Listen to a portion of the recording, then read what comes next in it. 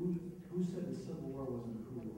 So I'm sure we're going to get full detailed instructions on how to use these lovely little glasses.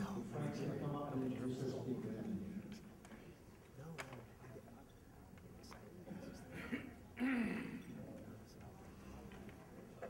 Well, our speaker tonight got his beginnings in Wisconsin Dells.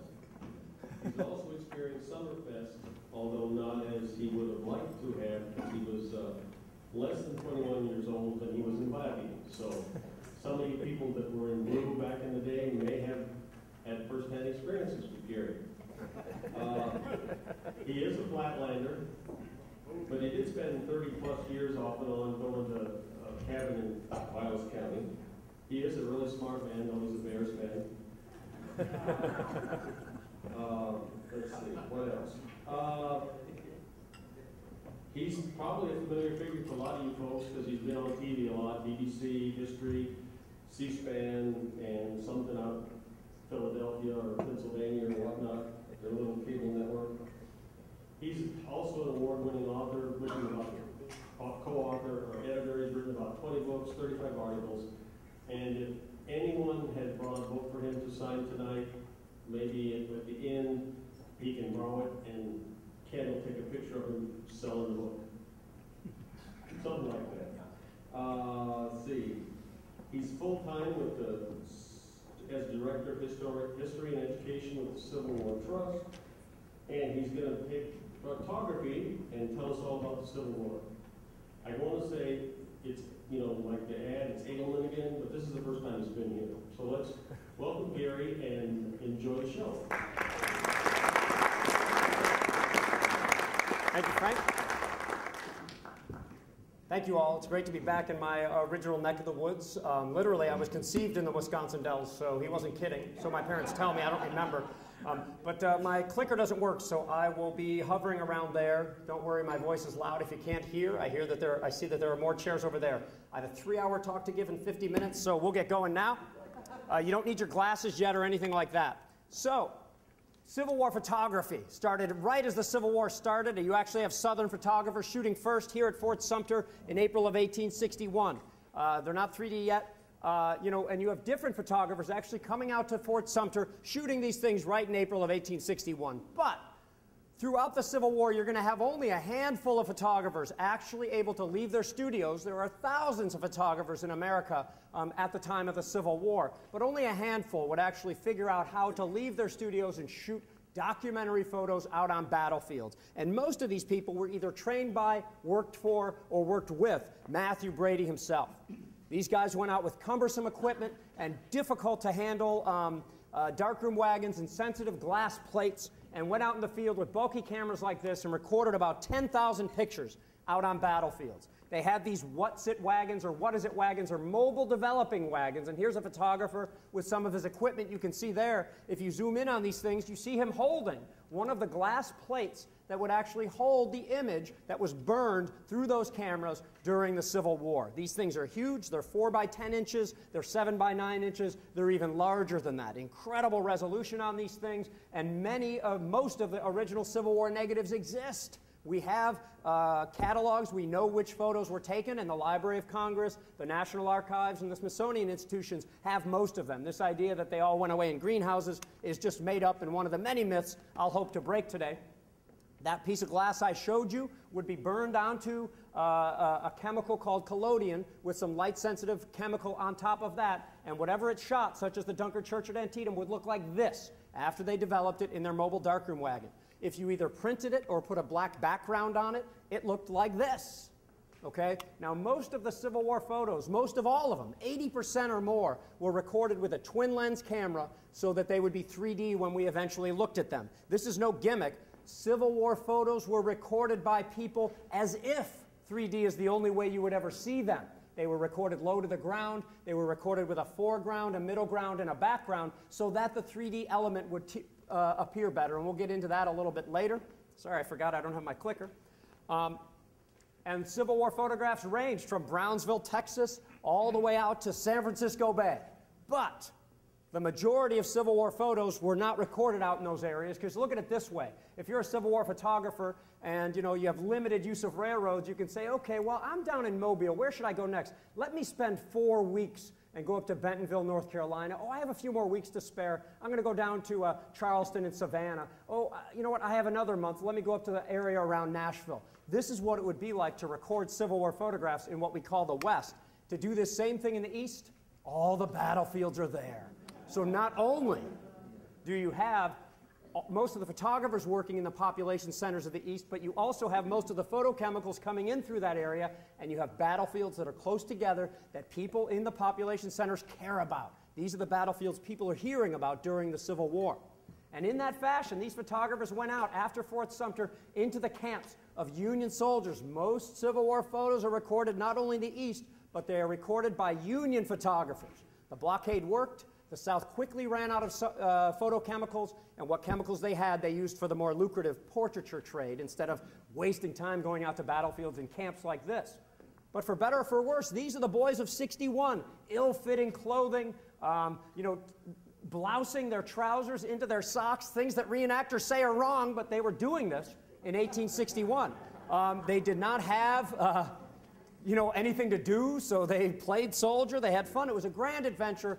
Even Fort Sumter was bloodless, so this was a grand adventure, and it was a bloodless adventure. So they did things like this on battlefields, but eventually, of course, there's going to be a battle at Bull Run, followed by 9,999 others, engagements, battles, and whatnot. And eventually, photographers would go out and do their best to follow the armies onto battlefields, recording not-so-fresh graves at the battlefield of Bull Run in March of 1861. And then by April of 1862, recording fresh graves, an American first, on a battlefield. This is near Dam No. 1 or Lee's Mills on the Virginia Peninsula. 2 months later, recording a field hospital at Savage's Station. This is a real documentary photograph. These soldiers had just fought. The day before this, at the Battle of Gaines's Mill, and here they are at a hospital, most of them would be captured the following day when the Confederates actually overran this position. 2 months later, fresh graves on the Cedar Mountain battlefield. These soldiers are standing near them there, and at that same battlefield, dead horses on a battlefield. They're finally getting closer and closer to the things that all these Civil War photographers wanted to do, and that is to show the human carnage of battle, something they accomplished the following month at the battlefield of Antietam, where 20 negatives were recorded, and 20 is a lot. Okay? When you go on a battlefield tour to now, you can usually take more photos in the first 2 minutes than a photographer would have hope of capturing all day or all week even. But these things were recorded at Antietam, and they made it into Matthew Brady's studio in New York, and people are looking at them in 3D. Things like this, the Bloody Lane. And this was not what they imagined.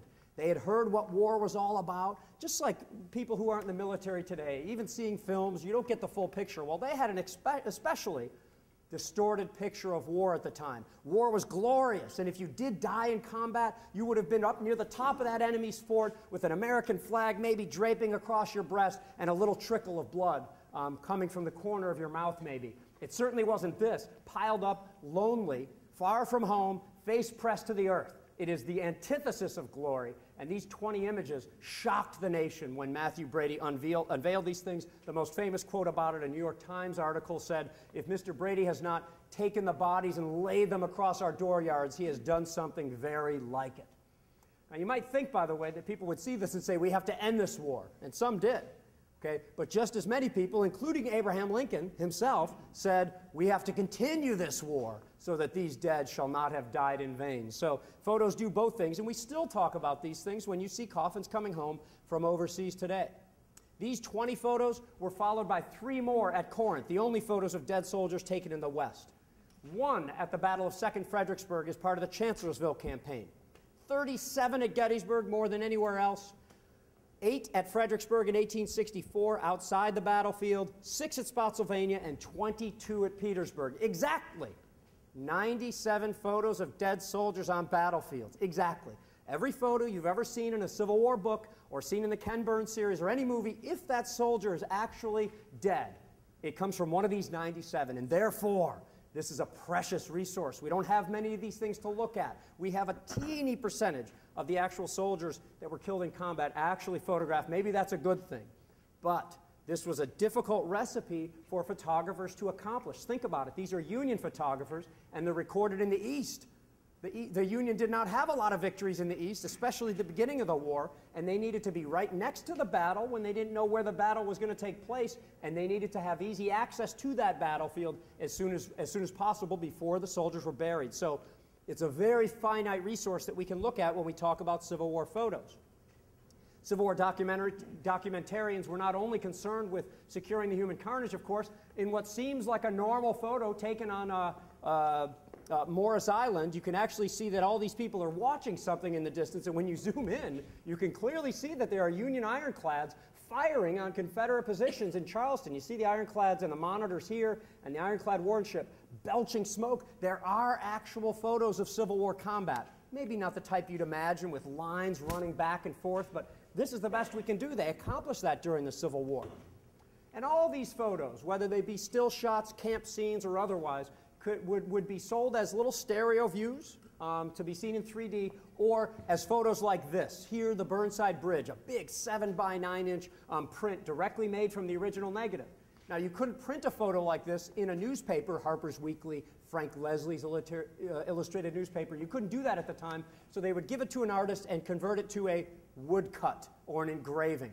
These could be printed in newspapers and magazines, and in this fashion, 1 million people could actually see your photograph within a couple of weeks or months of when it was taken. You could also take this engraving and color it, and that could be sold as an art print.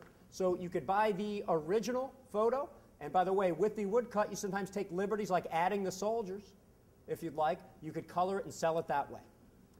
Now, the negatives on which these things were recorded, I told you that they were there. This, believe it or not, this horrible-looking room in Matthew Brady's nephew's house. Each one of these little sleeves contains one of the Civil War photos that we care about. And there they are, just scattered about. And luckily, this became the heart of the National Archives and some of the Smithsonian actual collection. These things were gathered up, and a lot of repositories have them, but nobody presents them as well, even close, as the Library of Congress. I'm sure some of you have used this before. They have about 7,500 Civil War negatives and a couple of thousand more prints, and you can go to these things and download them. You can look and become a Civil War expert on your own and download these things in such high resolution that you can zoom in, and still not lose the quality of Civil War photographs. What I mean by this is that you could take a photo like this, record it on a pretty big piece of glass. Now, how much bigger is this than the 35 millimeter negatives that most of us grew up with? Okay? And those 35 millimeter negatives had a grain to them. You recall this when you'd blow these things up or even print them normally. There's grain. This is a chemical sheet. You could theoretically blow this up to the atomic level. That's where that grain appears. Even the best digital cameras of today are just approaching the quality of some of these original Civil War wet plate negatives. So you can take this photo taken along the Warrenton Turnpike at Bull Run and zoom in and see more. If you're a big enough loser, you could even look at the individual bricks and confirm that the house is indeed the same. Who would do something like that? You could zoom in even closer. That's me, by the way. And you could zoom in closer and see that this guy is holding a cannonball that he no doubt just found on the battlefield. You can see one of the sons of Mr. Robinson who lived on Henry Hill, and learn more about the Civil War by looking at these things.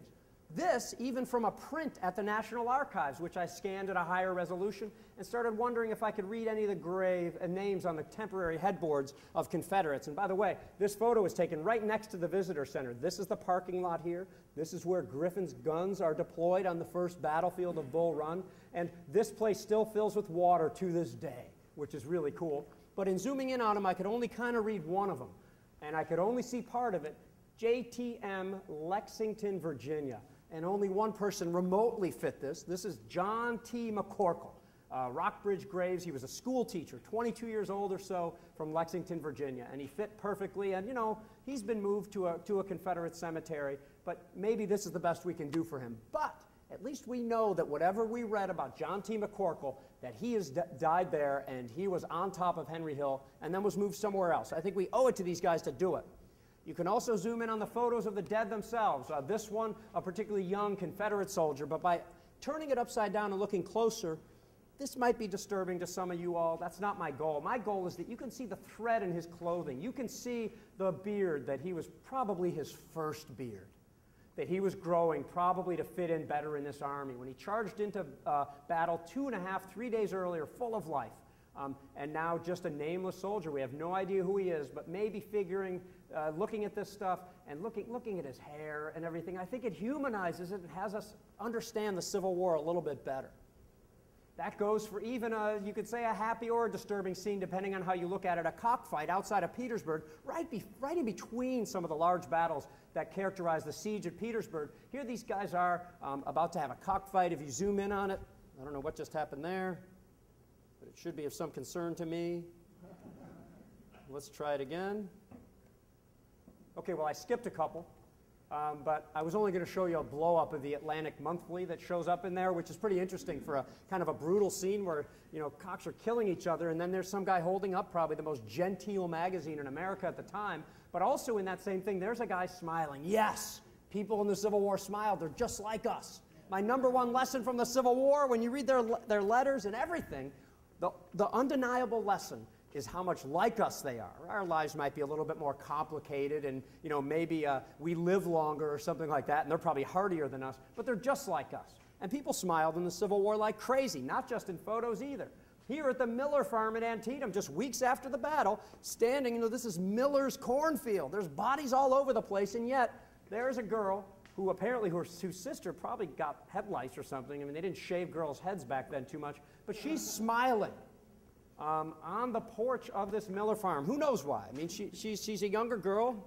You know, they giggle a lot. Here's a guy building a bridge at North Anna, smiling. And the more you look at it, you can see it. And I always like to show my favorite smile of the Civil War, the confident smirk of my favorite Civil War woman, Kate Chase. Soon to be Kate Chase Sprague, Salmon P. Chase's daughter, who was just so socially competent that she sort of took over Washington when she came and told Mary Lincoln, I would be glad to have you call on me at any time. And she was only 19. She deserves the confident smirk.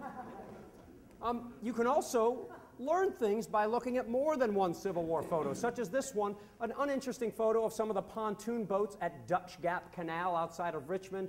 And you see a contraband sitting in the foreground, but I'm more interested in this house in the background, because that house, dilapidated, beat-up house, appears in other photos. Oh, check this out. You can see that same side of the house, you know, and you can see the darkroom wagon here standing with some United States colored troops there. You can even see some of the camera equipment on the ground over there, and you can see what the photographer's thinking. Oh, I have an idea.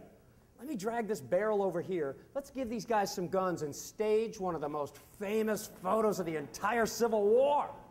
Okay? Which, you know, you should wonder about this anyway, because all of us are supposed to think about these things. You know, what is this photographer standing in the open during a battle, setting up his camera? It takes like 15 minutes to take a photo. That's a stupid guy standing there doing this. So, you know, watch out for this stuff. Here at a Confederate railroad bridge that the Union had then taken over, the photographer shows up. It only took me about an hour. After doing some research, nobody knew where this was. It's labeled Blackburn's Ford. It didn't look like Blackburn's Ford. So talking to some people at Manassas at the park, I came to realize that this was probably the Confederate Railroad Bridge, not a road bridge. In fact, you could see what appear to be some housings for rails over there. And you could see a little rivulet there in an S-curve. And, you know, within less than an hour, there it is. It's the exact same spot. The rivulet's there. The S-curve works. And maps show that the Confederate bridge crossed right here. And I'm telling you this not to toot any sort of a horn, but you have access to the same resources that I do. You can go to the Library of Congress, you can ask these questions, and there are hundreds, if not thousands, of Civil War photo mysteries to still be solved. You can also just do it for fun here along the James River, where you see a Union Monitor minesweeper. Check this thing out. Actually sweeping for mines in front of it, an observation tower in the background. We know where the tower was, so it's not too hard to figure where the hill was on which that tower sat, even as rivers change course. Going to North Anna, which some of you in the room, I assume, you're members of the Civil War Trust. That takes me to a lot of battlefields. We not only purchased the mill site itself, this is Jericho Mill on the North Anna, where the Union effected a crossing in May of 1864. This is after Spotsylvania and before Totopotomy and Cold Harbor, or as you all would say, Totopotomy. I think I've lost my Midwest accent. You don't find this funny? Come on. It's very evident now that I don't come home as often as I used to. So, in any case, we not only purchased that, but you all helped, some of you all members helped us purchase 640 acres on the other side the entire first day of the Battle of North Anna, which is when most of the fighting took place. But you can go back to this place today, find the pontoon crossing very easily, and still see the mill ruins across the way. You can even see when they went to Jericho Mill and built this bridge, they needed a road, you know, to get the equipment up. and when you walk up on that hillside, the road is just perfect. You can see the road that the engineers built that day. And this stuff brings us closer to the Civil War. And you know, as the education guy at the biggest Civil War group, that's my job. It is to try to open up little windows, whether it be photos, whether it be some account, whether it be a book, or leveraging your teacher or something like that, to hopefully for a minute, and I know you all have had this experience where you see something and say, that's what it was like. Now I understand. And that's my goal in doing some of this stuff. All right, speaking of which, put those glasses on real quick, because I was telling you that most Civil War photos are recorded in 3D, and you can immediately see the difference here. You see a guy posed in the foreground, and now you know why he's there. It's to increase the 3D depth. This is why you have a foreground and middle ground, and look at that tower, the perfect background. It makes things stand out more. So I'm not just suggesting, wow, this is cool. The photographers had no thought that you would see it in any other way but in your little stereo viewer at home. Is anybody missing glasses that wants them? Excellent. I'm glad I asked. I didn't think we had any shy people in the room based on the cocktail hour. Excuse me, anyone else? Yes, this always looks very amusing from my perspective. I wonder if we should all turn around and face the camera there. Yes. Can you do a pan? All right. Face the, yeah, you can wave at him. That's great. Does he look like he's in 3D? Now, if my talk goes over by 60 seconds, this is my excuse. Okay, so I just have a few to show you. You know, here's a different human pyramid like I showed you at the beginning. Again, you can see how things pop out a little bit more. This is before the war started. You can see why a tree would be in the foreground in front of the White House. And man, that building looks a little bit more impressive, I think, in 3D. The gabion baskets that they used to shore up the damage at Fort Sumter. This photo not taken until 1865, but you can really see the damage and the repair that they did at Fort Sumter in a 3D photo. And beautiful. I don't know if anyone ever been to this bridge before. It's called the Thomas Viaduct near BWI Airport. Not exactly in these parts, but it is still the largest stone bridge built on a curve in the world to this day. Still there, very impressive. And Relay, Maryland, where this bridge is, was very important. This is the place where the trains decided or had to choose to go to Washington or Baltimore. If the Confederates would have captured this, they could have taken the train into Washington. It would have been much easier than their other attempts later. So the Union occupied it very early when this photo was taken. Here's the photo I showed you earlier, and you can now see the Warrenton Turnpike at the battlefield of First Bull Run here in the foreground. Now one of the busiest intersections in America for those of you who have been here before. And again, you can see why the stone house really stood out as such an icon at the time. And you can go back and see it today. You can take your own 3D pictures. By the way, you can use your camera phone and take a picture and move it an eye width over. And then all you need to do is use a program to make it red and blue, and it works. And here's that photo I showed you earlier. Again, the parking lot is back there, and I just wanted to show you in 3D, but the land in the background is just the same. And here at Manassas, one of the best 3D photos of the war, seeming Confederate children or Confederate-clad children seemingly facing off against Union cavalry at Sudley Springs Ford on Cat Harpin Run near Bull Run. And on the deck of the USS Monitor, it kind of puts you on the deck, and you can see the dents that were made from its fight with the Confederate ironclad CSS Virginia. And I like the 3D aspect. It really puts you right on the boat. What some call the first great documentary photo of the war, you can now see that there are undulations in this field hospital. It's not flat. You can see accoutrements, guns, and other equipment on the fence in the background. You can see people ministering to each other. The corncob hats of the 16th New York really stand out at this point, again, making the photo much better. And a great one at Antietam, not only because it's a beautiful photo. You can see a dead horse actually in the foreground here. This is Knapp's Pennsylvania Battery. This shows the East Woods in the background. This, some of the land the Civil War Trust has recently harassed some of you all about. We just saved the center of the Antietam battlefield, raised enough money for that. And way off to the left, the Iron Brigade would have come in on September 17th, early in the morning, as they flanked the Confederates off the Hagerstown Pike, amongst other things. But a great 3D photo here, right near the Visitor Center.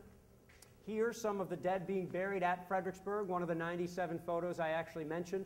And you can see some of the ones they'd already buried. And this is just one photo that just shows line after line of graves that might total up to the horrible toll of the Civil War. Of course, at Gettysburg, you have more photos taken right after the battle than almost any other place. And again, now you know why this guy's in the foreground looking at the first day's fight over there at the Lutheran Theological Seminary, where beyond which, of course, you know the Iron Brigade fought and fought hard at Gettysburg. And they fought right next to General Lee's headquarters, which really appears as a nice home when you look at it, despite some of the damage you might be able to see on it. Many of you know the Civil War Trust also, in the biggest deal we've ever done, actually saved the 4 acres where Lee's headquarters is, and the Civil War Trust owns this building now. Sorry to any of you all that used to stay at Larson's Quality Inn. It's full of asbestos. They were going to close it anyway, I swear. The fighting roared from the first day back onto Cemetery Hill, next to which the Iron Brigade also fought, and it gives a great view here along the Baltimore Pike, one of the fences in the foreground, all the way through the Evergreen Gatehouse and on to Cemetery Hill. A beautiful Matthew Brady photo. Little Round Top, they couldn't get enough of the fortifications because they knew people would be seeing these in 3D, and suddenly the rocks and stone walls look all the more impressive when you see them. As do the dead horses on the Trossel farm. Trossel barn still there today, and of course you can see the shell hole still in the brickwork to this day. And the bullet-scarred trees at Culp's Hill, where they got there too late, the human toll were already buried, but that did not stop some of the best 3D photography taken during the Civil War, showing the bullet-scarred trees, most of which would die of lead poisoning within the next 25 years. This was a field by the late 1870s, actually. And that Sharpshooter's Rock is still there and very easy to find. And suddenly a photo you've probably seen many a time. Maybe you feel this is humanized. You can see this soldier might be taller than you previously recognized. And if you go back there today, you can not only see this lichen and algae growing on this rock, but that crack in that rock, and every single thing that you can see is real. It's authentic. And I think the 3D photos really help us understand that. And of course, the toll of the dead, which only gets sadder when you actually view them in 3D. This one on the Rose Farm, and very sadly, you know, here a soldier who has been dragged into position for burial there, as if it's bad enough being far from home, face pressed downward, his pants are down, just in complete opposition with 19th century America. I mean, if this guy was alive, this would have been the farthest thing that he would have ever done from a photograph. And the grotesque forms, as you get closer to them, they're unrecognizable. I mean, and you have to think of it this way. Imagine if that is your son or your father. And it really, I think looking at these photos, it might make it sadder, but it's what we have to do. And we actually have plenty of 3D photos of the Gettysburg Address as well. Whether Lincoln's in any of them might be a different story. We know of one, but it's not in 3D where he is. There's the Evergreen Gatehouse. There's East Cemetery Hill. And there are still dead being buried within yards of where this photo was taken. All right, we can take them off now. You'll need them back one more time a little bit later. Now, most of the photos I've been showing so far are in the east, so I wanted to make sure we were all on the same page here. So this is the east, and somehow this is the west. Now, I'm still trying to figure this out. Somehow, if you move southeast of the east, you're in the west. If you move from Petersburg down to Wilmington, you're in the west. I know we all really know the answers to this about the armies marching from one to the other, but the real problem today is that here's how people really think of it, and that is that all the famous battlefields are in the east, and then there's these other things going on in the west. You know, I'm probably part of the problem, but this has been going on since the Civil War. Back during the Civil War, you'd have people out of Vicksburg like, whoa, look at us, this is really important. And then something in the east happens and it erases it all. Abraham Lincoln couldn't believe it. When he'd captured, I think, his armies had captured 100,000 square miles of territory, and then suddenly Lee wins a few battles in June, and it's as if the Union had not won anything. And suddenly Europe's going to join the side of the South. Lincoln could not figure it out. And when you listen to site managers, you know, at Prairie Grove or Vicksburg or Franklin or Chickamauga, you see the same thing. It's been going on for more than 150 years.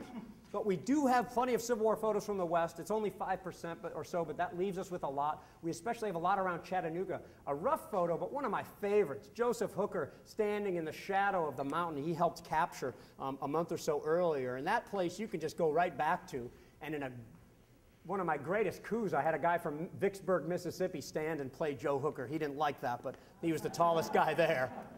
And then, you know, actually on Lookout Mountain itself, the Union armies were camped there so long that there were permanent photographic operations during which everyone wanted to have their photo up there. and during which Civil War soldiers displayed what you see on battlefield after battlefield, not in the heat of battle where they are expected to charge dangerous enemy positions, but my main conclusion is that Civil War soldiers are crazy.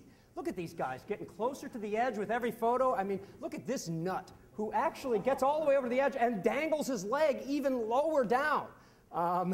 These guys, they did quite enough on the battlefield. They didn't need to be risking things. Look at this. I mean, a wind could come up, and you don't even know what's going to happen. You know, and here in one of the few photos, there's about 200 photos taken of the Gettysburg battlefield during the Civil War, 300 at Port Hudson or so.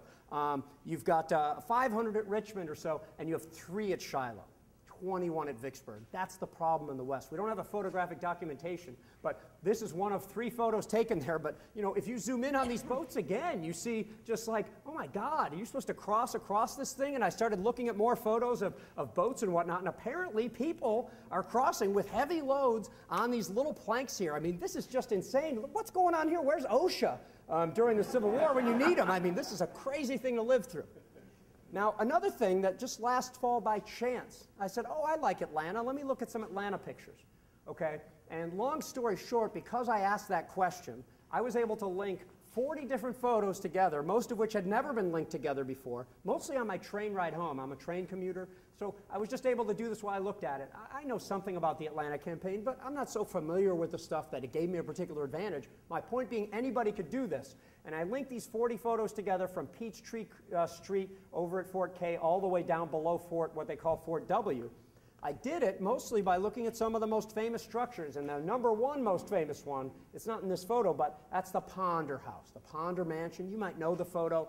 It's bullet-ridden and shell-torn. There's huge holes in the side of it. And using that, I said, okay, well, I know where the Ponder House is, and I know Fort X is right next to it. Oh, there's a distinctive tree. Hey, that tree appears in other photos taken from Fort X, so now I can link those things up, and so on. I won't punish you with all the details now.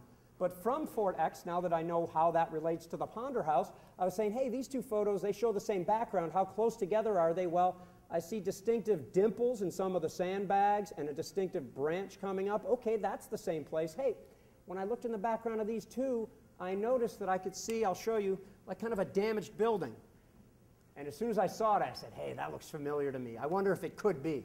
So I pulled up another photo. There's 4 photos taken here called a Union picket post. I said, that's a damaged woodshed. Wow, I wonder if that could be Fort X in the background. Well, let's look at them together. Well, so these are from reverse. I noticed they both have a woodshed in them. I noticed that they both have a bent tree in them. And I noticed that they both have a trench right next to them. Okay, well, that's pretty strong. I was already sold, but just in case, well, what about the intervening trees between Fort X and this picket post? The trees should be the same if so. So I said, wow, okay, that looks like the same tree. Let me even reverse one of them and see if it is the same tree, and of course it is. So any of you all can do this just by taking what interests you. You can do this kind of photo research. You can just take your favorite primary source or photo out to your favorite historic site, and I promise you it'll pay off. So as we move on through the Civil War, here we are in 1864, where Sherman has already marched to the sea, and now he's marching northward through the Carolinas here in 1865.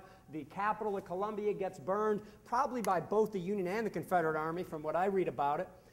There is a battle, the largest battle fought in North Carolina at Bentonville, North Carolina. You know, the Confederates lash out, probably Joseph E. Johnston's greatest offensive maneuver of the war, but they could not make a big enough difference before the rest of Sherman's powerful force arrives. When you read about this battle, you come to realize that the Confederate regiments, the old Army of Tennessee, which had fought everywhere and hardly ever won, but man, did they fight hard, their regiments have an average of 17 people each. That's a whole regiment. That should have been 1,000 people, and throughout most of the war was 300 people, 17 people by then. And while this stuff is going on, Robert E. Lee is just trying to hold on in Petersburg. There's a 10-month siege there, 9-10 months. The buildings are getting damaged, and riding through those streets, responding with 1 division or 2, whenever an entire Union corps or 2, 3 or 4 times the division size attacks, Lee is holding on for 9 months, launching ferocious attacks as the Union extends their line. And this incredible picture actually shows Robert E. Lee on Traveler. There's only 1 print of this one. So you don't see this in too many. It's only in 1 book as far as I know. But here he is in his proud dignity, probably in late 1864. The Confederates have one last hope, and that is to abandon Richmond and Petersburg in 1865, and they launch half their forces against U.S. Grant's forces at Fort Stedman on March 25th, 1865. The Confederates capture the fort, span out from there, but Union reinforcements just came and eventually crushed it, pushed the Confederates back, and even more so, Grant realized that Lee had weakened himself to do this, so he made gains in other areas, setting up the breakthrough of the Confederate lines. Ultimately, this would go from Lewis Farm to White Oak Road to here at Five Forks, showing Confederate prisoners there. And the next day, April 2nd, 1865, you're going to have Confederates abandoning their position. Richmond and Petersburg will be given up, and the whole game has changed for Civil War photographers who can now access Richmond and Petersburg, making these two places two of the top 4 most photographed places of the Civil War. And of course, they recorded 22 more photos, the last 22 of dead soldiers on battlefields at Petersburg. They are particularly sad somehow to me. I mean, this is April 2nd, 1865, when these guys were killed and left in the trenches right near the end. They didn't know this at the time, but those are some of the saddest casualties of the Civil War, as far as I know.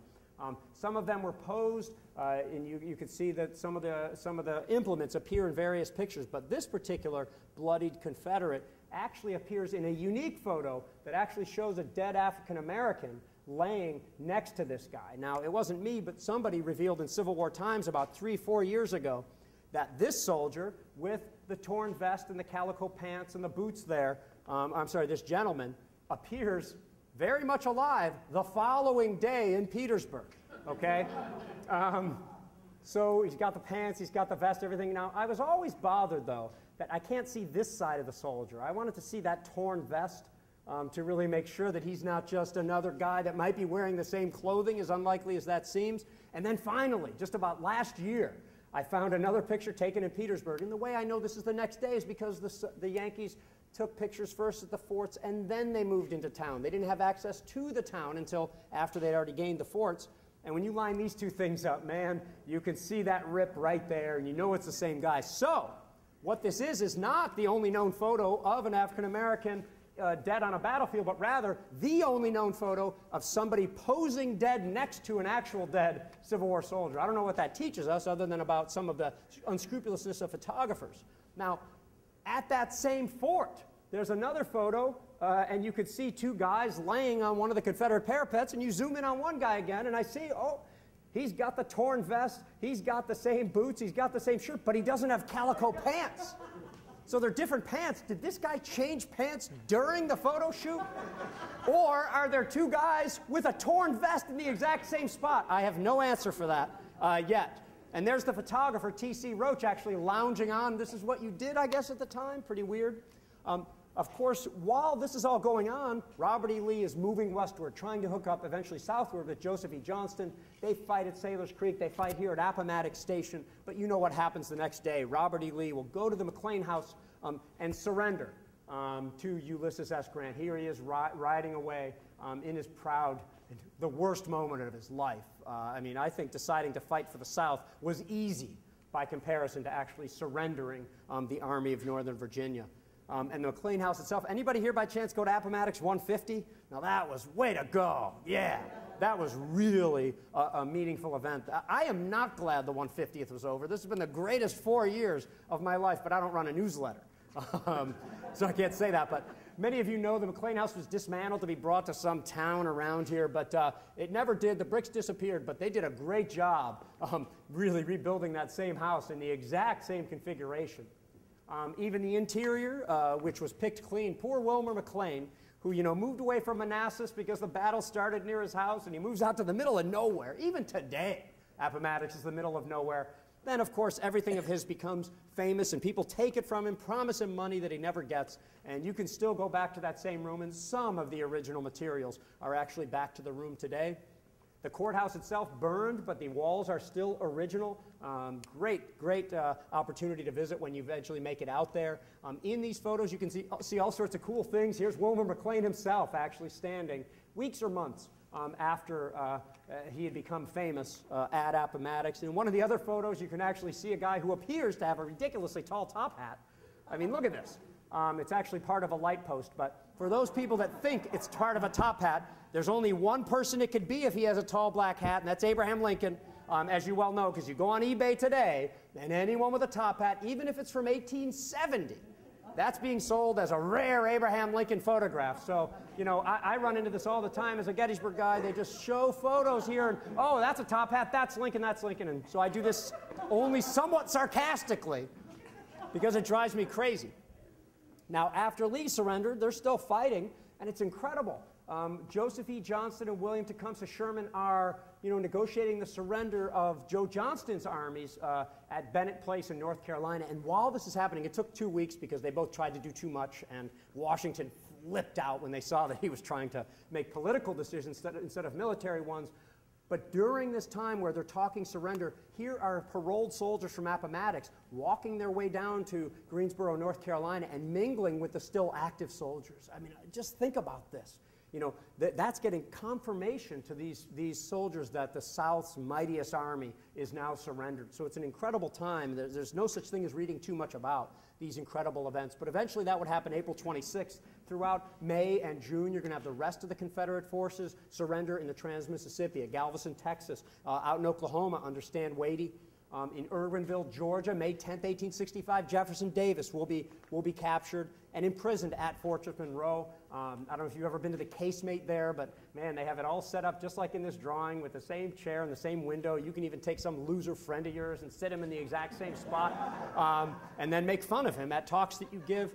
But during this whole time, you have Richmond open to Union photographers, making it one of the most photographed cities or places of the entire Civil War. 500 photographs were recorded around Richmond, in and around Richmond, in 1865, in the spring alone. And down this street walked Abraham Lincoln, unfortunately, right before the photographers got there to go sit in Jefferson Davis's chair. On the way, he was flocked by recently freed African Americans. Imagine this moment. They just crowded all around him, and there's some great accounts of that.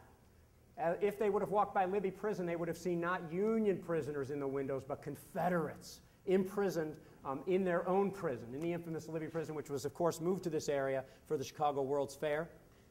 And while this is all going on April 14th, 1865, you have the flag raising over Fort Sumter. Ships crowded Charleston Harbor for the occasion. They brought Major Robert Anderson back to re-raise the flag exactly 4 years after it was brought down. And that same day, April 14th, 1865, you have Union and Confederate soldiers fraternizing, actually very close to one another, and from what we can tell of the accounts, getting along pretty well that day for just having had all these cataclysmic events happen.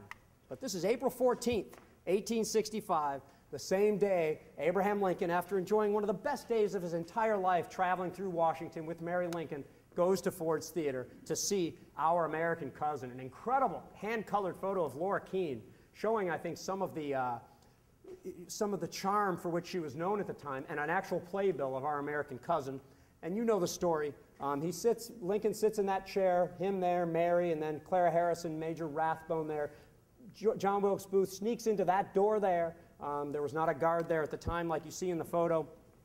Shoots the president, stabs the Lincoln guest, jumps onto the stage, Sic Semper Tyrannis, runs out the back door, and Abraham Lincoln is taken across the street where he will expire the next morning. As you know, just by chance, an amateur photographer was staying in the Peterson house at the time, and as soon as Lincoln was brought out, recorded this incredible photo showing the pictures on the wall, the condition of the bed, everything like that, and artists just flocked to this scene to try to portray this. You know, there were a rotating group of people that came in to see the president during the many hours when he was just barely hanging on, but they got a little out of hand. There was never, you've been to this, some of you have been to this room. I mean, it's not a very big room, and yet all these people are in it, and eventually you're going to have more people in it. The room starts to grow. It's called the rubber room, until eventually there's more and more people hanging out in there. And then they're actually posing for the camera in there, and things got really out of hand after time, you know.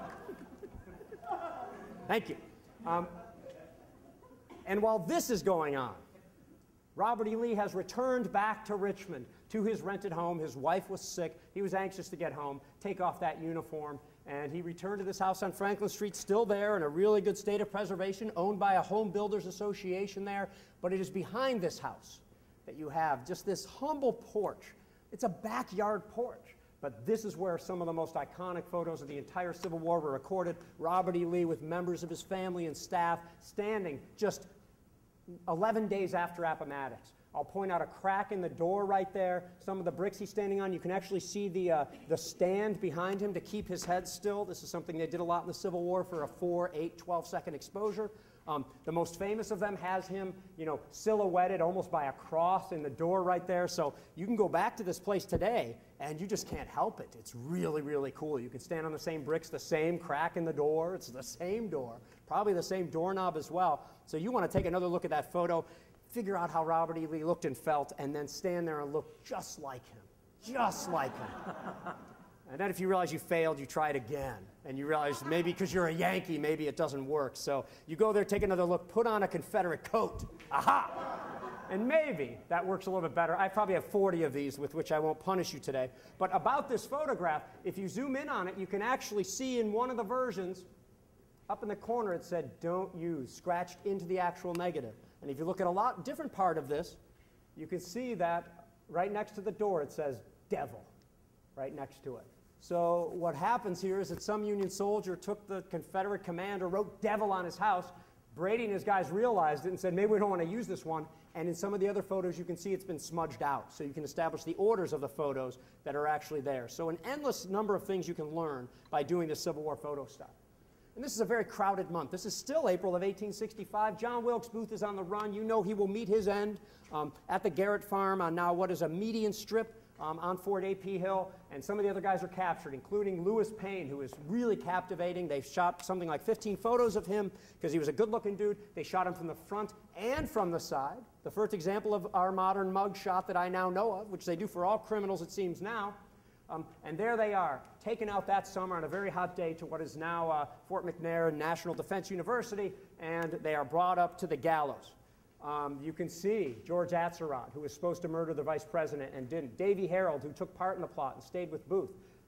Lewis Payne, the tall one, and Mary Surratt, who can't even keep her wits. She is overcome with emotion at this happening, that she's put to death within a few minutes. They are looking at their coffins right next to it. The holes had already been dug, their grave holes, and on the wall behind them, the shovels that will be used to actually fill them in. And when they did so, we have accounts of that. Some of the guys fell into the grave by accident. They were joking and playing. It's a really odd day. Of course, photographers were there to capture not only the moment of the drop, but also to show a scene from higher up where when you zoom in on the scaffold, you can actually see the condemned hanging there, and you can see the coffins have now been brought over to right below the scaffold.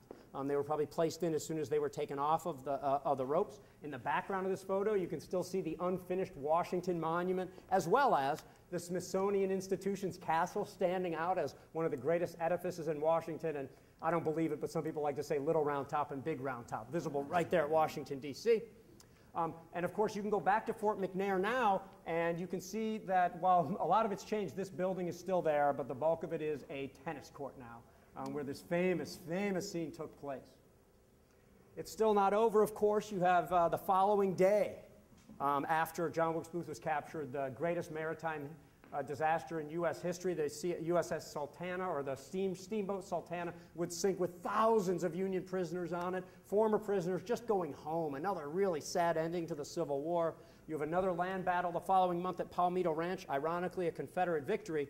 And then in May, late May, you have the grand review of the Union and Confederate armies up Pennsylvania Avenue here. There's Willard's Hotel. There's the Capitol. They curved by the Treasury and went to a reviewing stand in front of the White House here, where you have all the dignitaries. Here's part of the grand review going by, actually. And you can see, when you zoom into the crowd, they're anxiously awaiting it. I ask a lot of people what Civil War moment they would most like to witness during the Civil War, and I've heard a couple of them say, I just want to see the armies march by. I want to say, that's the Iron Brigade, that's the Stonewall Brigade, that's McLaws' division. And that's what these people are finally seeing. They're seeing what they'd heard about all this time. You can zoom in and see Winfield Scott Hancock, my favorite general, sorry to anybody who disagrees, in command of the Veteran Reserve Corps. And when you zoom in on the dignitaries, this is just unbelievable. I just happened to look at the other side of the stereo negative instead of the other one that had been looked at. And here you have U.S. Grant looking directly at the camera. The profile in a ghost of Edwin M. Stanton, Secretary of War. President Andrew Johnson, former Vice President. Wesley Merritt, bespectacled George Gordon Meade, Commander of the Army of the Potomac. Navy Secretary Gideon Welles, William Tecumseh Sherman, Montgomery Meigs, and several others, including Eli Parker, the Seneca Indian on Grant's staff, maybe Horace Porter there. An unbelievable photo that shows the entire Union High Command all in one little negative, and no one had noticed it before until I think January, when I literally just zoomed in on this, when you could actually, they knew these guys were there, but nobody really looked at this side of the negative. These things are available for all of us to do.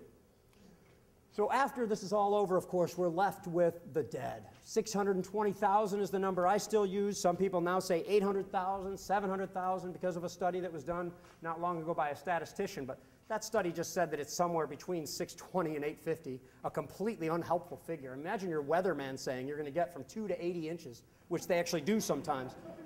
Completely unhelpful. But these dead are buried all over the place, of course, here in national cemeteries such as at City Point, at Hollywood Cemetery at Richmond. If you've never been there, by the way, here's a person right here. Okay, this thing is huge. If you've never seen the monument to the Confederate dead there. And people go visit these cemeteries. I'm sure all of us have before, and that helps perpetuate the memory. Also helping were that Civil War veterans formed groups. They marched in parades. They wrote books. They formed newspapers. And they gathered at battlefields, of course, over time, and they would erect monuments on these battlefields, monuments that we can go and see today, such as one of the earliest monuments on any battlefield here at Bull Run, right on Henry Hill. Put them on one more time. You don't have to. It's up to you. Because Civil War veterans went back to these battlefields to ponder what they had done. Here, looking more like World War I, a trench at Petersburg filled with water. And the ruins of Richmond, which lasted for quite a while actually thereafter. A great 3D photo showing the ruins of a railroad depot, debris in the foreground. But I don't know if you could find a single Civil War 3D photo that can speak more than this one. Recently freed African Americans standing with the ruins of their capital city, of the Confederacy behind them, with all the hope in the world still remaining before them. It is unbelievable photo. I only presume that these people were enslaved just weeks or months before this photo was taken, but just an unbelievable sort of photo that says it all, about the Civil War.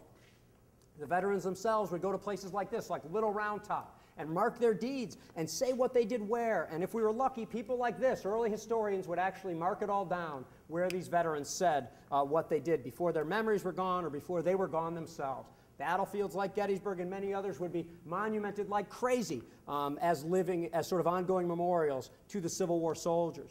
They gathered on battlefields, but really for the last time in any bulk in 1938. Here's FDR on Oak Hill at Gettysburg in 1938 with 2,000 Civil War veterans in attendance, actually. Their average age was 94. They were passing away so quickly by then that 7 of the veterans died when they came to see the dedication for this. They were going away very quickly. But when you think about this, it's just unbelievable to think about what these guys are saying. We have color film now, which the Civil War Trust will actually debut really soon in one of our products, of some of these events. And here they are at Oak Hill. That's the peace light in the background. You see a motion picture camera here. Civil War veterans seeing a motion picture camera, seeing planes flying overhead, okay, seeing tanks on the Gettysburg battlefield. And in this fashion, the Civil War was not that long ago, and that is another message I try to drive home. I have been to 1/6 of the Battle of Gettysburg anniversaries. I have met at least 200 people who have met Civil War veterans, and I'll bet you some of you all might have had that opportunity, even yourselves. It wasn't that long ago. Before I die, I hope to have been to 1/3 of the Gettysburg or the Civil War anniversaries. And I think by using photos, by doing whatever you can, learning more about the topic, going back to the places that they were, and looking into their faces, it can shrink the amount of time between that event and where we are today. And as I said earlier, you look into their faces, these are the people watching the Grand Review who had, just as civilians or soldiers, lived through the Civil War, and they were just like us. And the more we can get that into our minds, I think the more we can understand this conflict we all talk about. So go to a wet plate studio, hold an iPad, and see that it's sometimes just the camera making these people look older. And I think that, I want to encourage you when you go out to Civil War battlefields, when you read about the Civil War, to keep this stuff in mind, that it wasn't that long ago, and they're just like us. And remember that the Civil War Trust, with the help of a lot of people in this room, has preserved more than 41,000 acres of battlefield land. The federal government, for 100 years, preserved about 75,000 acres. We, in 15 years, have gotten another 41. So if you're into Civil War battlefields, consider getting involved or in the Civil War Trust, or just go to civilwar.org. We have the most Civil War resources, all available free on our website. Thank you very much.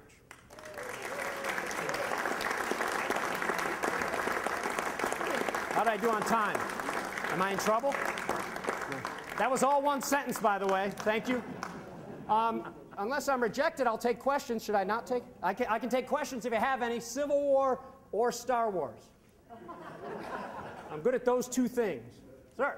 Yeah, was there ever an attempt to capture an actual combat photograph? Did the photographers ever talk about this as a possibility? Yeah, I mean, yes, the photographers talked about it. They failed in one attempt at Antietam. It was taken 2 days later, showing soldiers around campfires, which they called battle smoke, and said that it was taken during the battle, but it's clearly not. I showed you one of the very few versions of what we can call a combat photo. There is an actual photo that shows Union soldiers advancing up the western bank of the Rappahannock River during the Second Fredericksburg campaign, but you simply could not take a photographer and put them in the middle of the battlefield to secure any of this, and if you tried to take it from so far away, like at Nashville, they took photos during the battle at Nashville, but all you're seeing is smoke and haze. So they tried to the degree of safety that would be allowed. Matthew Brady actually went on to the first Bull Run battlefield, and he had an assistant carrying a mobile darkroom pack. It wasn't even a wagon. Went onto the battlefield, but if you're a Union photographer, you need to win in order to get those photos, okay? And the Union did not win, and Matthew Brady broke most of his plates, spent the night supposedly using a sack of oats for a pillow. Oh, poor guy. I mean, he lived through the night. But didn't get a single photo. The first photo associated with the first Battle of Bull Run was that October of Union prisoners down in Charleston, South Carolina. So they did the best they could. Sir? Do you know the actual story behind Arlington National Cemetery? The actual story? Yeah. It depends what you mean. Of course, this was Robert E. Lee's house. They made a freedmen's school there, and they supposedly wanted to bury people in vengeance on Robert E. Lee's yard. Do you mean something other than that? Yeah, that was it. Okay, good. Did I summarize it well? Good. Sir? Oh, were there Southern photographers? Were there Southern photographers? Absolutely. So the first photos I showed you were taken by two firms, a guy named Jesse Bowles and by a firm named Osborne and Durbeck. The most famous Southern photographer is George Cook, who recorded several photos around the Charleston area, but quickly their chemicals ran out, and they could not get photochemicals easily through the blockade, and when they could, they took photos in their studios throughout the entire Civil War. But almost every photo except the first two that I showed you were taken by Union photographers, because 98% of all documentary Civil War photos were taken by Union photographers.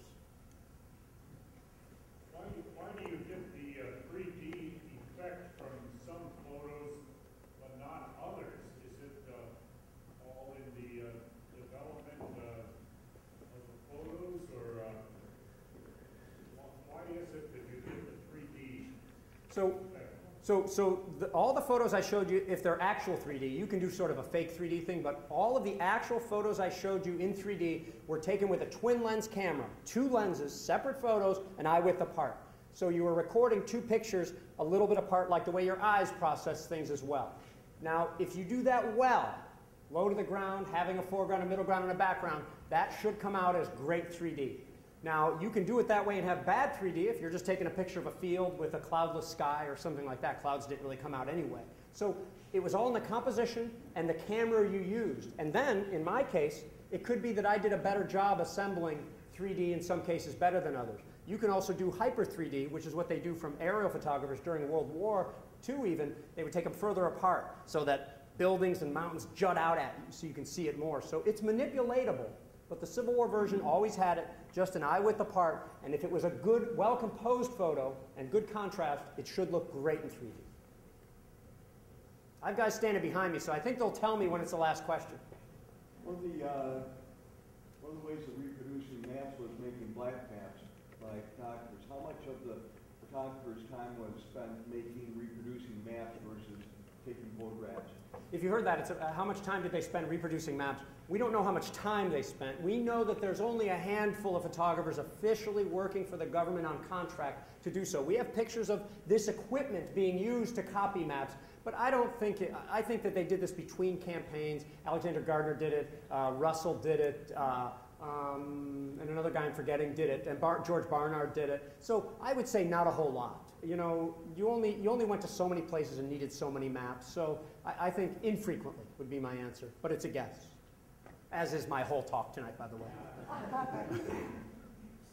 Any last? Okay, two more. Okay, Civil War Trust. What's your projects going on? All right. Well, I can't talk about things in detail that aren't quite solidified yet. So we've had a lot of exciting stuff lately, of course, and I mentioned some of them. North Anna, Fleetwood Hill, that house, horrible McMansion, is gone. And by the way, I not only run education, but I'm responsible for all that stuff too. So scary, tearing down buildings and outhouses and farmers and renters and hunters and all that fun stuff. We still own 8,000 acres. We've just completed fundraising on the Antietam land. We're going out for some Champion Hill land. And without getting specific, look for some important work at Chattanooga and Chickamauga soon. And we're working on stuff at a bunch of other places. I really can't talk about those things till they go live, and I'm horrible at, I keep in secrets, but it's hard for me. Because what happens is if we get these things out, I'm sure all y'all are very nice people, but it's the thing we guard most carefully because people swoop in, buy things under us, and then charge triple, and then we can't save them. So I have to be careful about that. Question I can't answer. Yeah, how many photographers did Matthew Brady employ?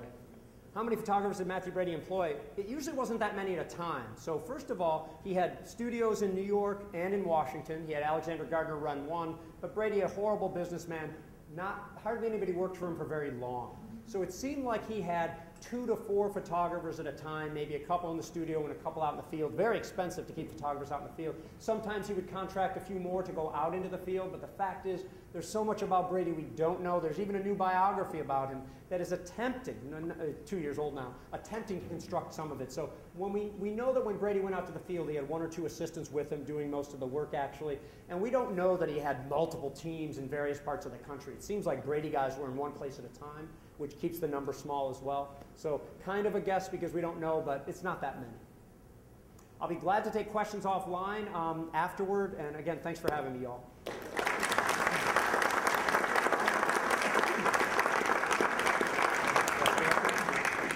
Gary, thank you very much for a lively presentation. Thank you. Here's a copy of our certificate of honor to Gary Adelman. Cool, and it's spelled properly. Thank you all. Oh, uh-oh. I've had the privilege of hearing Gary speak 6 or 7 times, and I'm just as exhausted this time as every other time. It's always a phenomenal presentation. Thank you. Thank you, Dave. When